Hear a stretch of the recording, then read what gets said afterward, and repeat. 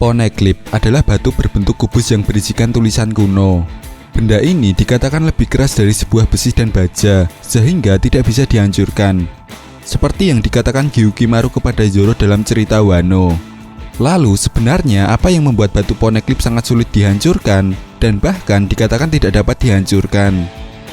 Dan berikut ini merupakan pembahasannya. Nah, tetapi sebelum masuk pembahasannya, jangan lupa subscribe dulu dong agar kalian tidak ketinggalan info menarik seputar dunia One Piece. Sebelum masuk lebih dalam ke pembahasannya, Mimin akan jelaskan terlebih dahulu tentang Poneglyph. Pada Atsu, lebih tepatnya saat kru bajak laut topi jerami bertemu dengan Reizo, kita sudah dijelaskan bahwa negeri Wano adalah negeri pengrajin batu laut dan juga Poneglyph. Poneglyph sendiri dibuat oleh keluarga Kozuki yang sejak dulu bermukim di negeri Wano.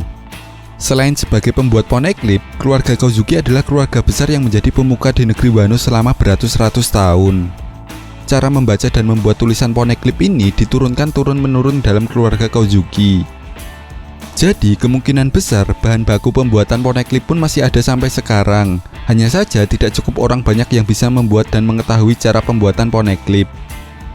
Nah, seperti yang kita tahu bahwa Poneglyph adalah sebuah batu di dunia One Piece yang berisi tentang informasi sejarah dunia. Dan kemungkinan besar ini ada kaitannya tentang sejarah abad kekosongan atau Void Century. Poneglyph sendiri ada beberapa jenis. Ada Poneglyph yang berisi tentang sejarah. Ada juga yang berisi tentang informasi-informasi lokasi Poneglyph lainnya. Dan ada pula Road Poneglyph yang berisi tentang cara pergi ke Pulau Raftel. Nah, seperti yang kita tahu bahwa saat ini hanya Nico Robin saja yang bisa membaca tulisan Poneglyph tersebut. Karena di dunia One Piece, orang yang mempelajari isi dari Poneglyph adalah sebuah kejahatan dan akan ditangkap karena pemerintahan dunia seakan melarang untuk mempelajarinya. Karena memang ada beberapa Poneglyph yang berisi tentang informasi senjata kuno atau senjata pemusnah massal.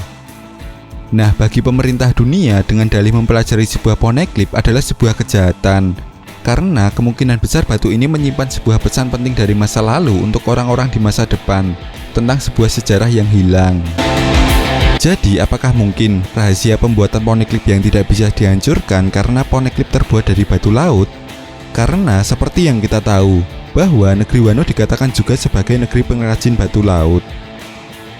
Jika benar Poneglyph terbuat dari batu laut, ada poin yang perlu kita garis bawahi, yaitu Nico Robin yang merupakan orang yang bisa membaca Poneglyph harusnya merasa lemah ketika dia menyentuh Poneglyph. Karena seperti yang kita tahu bahwa Nico Robin adalah pengguna kekuatan buah iblis. Lalu jika bukan batu laut, apa sebenarnya rahasia pembuatan Poneglyph ini sehingga tidak bisa dihancurkan?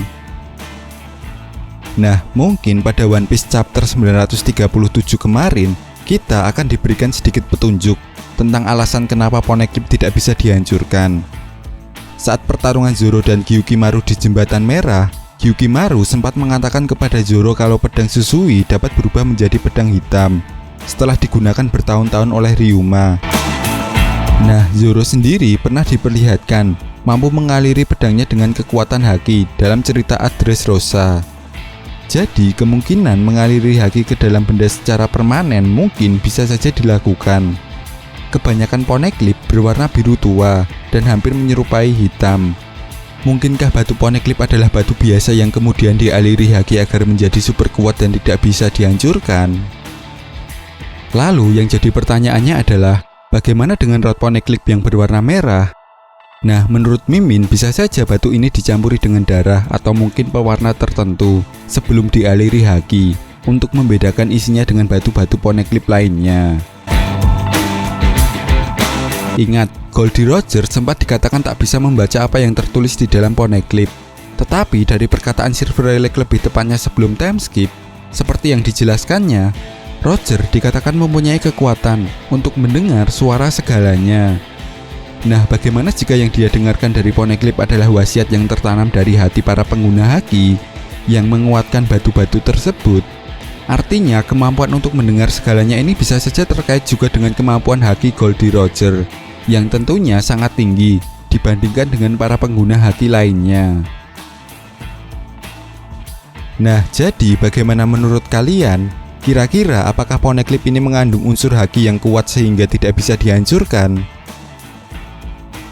Oke, jika kalian punya pendapat lain atau ada yang ingin ditambahkan tentang pembahasan video kali ini, silahkan berikan komentar kalian di kolom komentar. Sekian pembahasan video kali ini dan sampai jumpa lagi di pembahasan berikutnya. Terima kasih.